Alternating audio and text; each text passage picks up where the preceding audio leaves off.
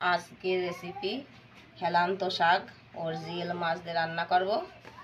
তো আমি হেলান্ত শাকগুলো ভালো করে কুচিয়ে নেব। আমি পাতা পাতা রেখে দিয়েছি, পাতায় তিতো লাগবে না। হেলান্ত শাকে তো হালকা তিতো লাগলেই ভালো লাগে।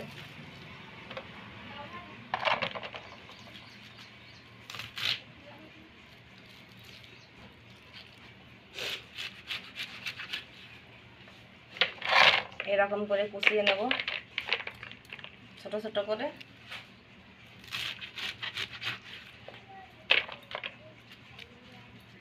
दोस्तों आज के सुबर्णा सब्जी बनाচ্ছে, तो আপনারা সবাই দেখবেন।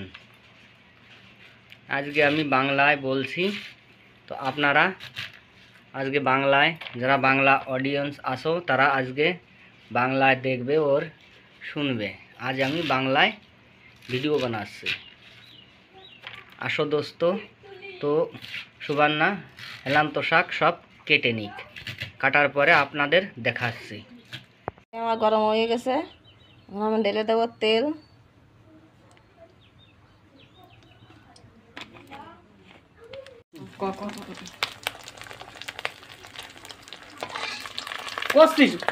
তোরা জিএল মাছ আমার ভাজা হয়ে গেছে। আসো, তো আমি হাঁড়ি মির্চি দেবো।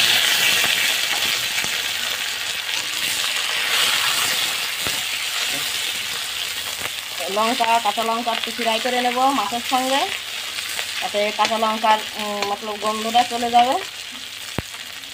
এখন আমি ঢেলে দেবো জল পরিমাণ মতন, তাই হেলান্ত শাকে অতটা জল লাগে না।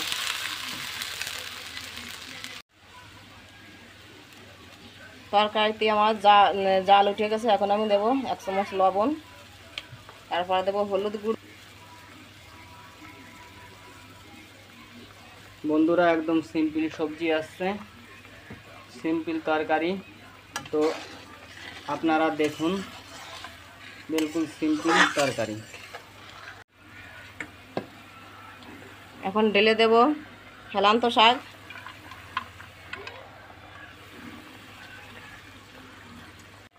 বন্ধুরা হেলান্ত শাক আমার গলে গেছে।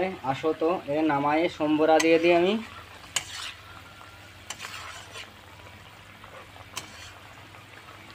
दोस्तों कढ़ाई में हम तेल डाल दें।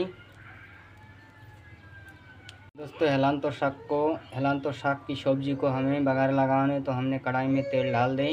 आ जाओ दोस्तों, आप लोग देखते रहिए और बना रहिए। आज हम हिंदी बांग्ला दोनों मिला के बता रहा है आप लोगों को। तो इसमें ज़्यादा कछु मसाला डालनी नहीं है। जो रांधोनी है अजवान का, ये अजवान नहीं है, रांधोनी है। हमारा भाषा में भी इसको रांधोनी कहते हैं, बांग्ला भाषा में रांधोनी कहते हैं। आ जाओ दोस्तों, तो इसको डाल देते हैं। बिल्कुल सिंपल सब्जी है, इसमें कोई मसाला ज़्यादा नहीं है। हरी मिर्ची और जो रांधोनी की बघार है, आ जाओ तो बघार लगा।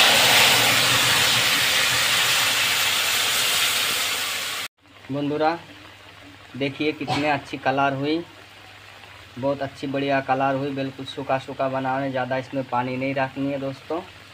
तो आप लोग बना रही हो, देखते रहिए।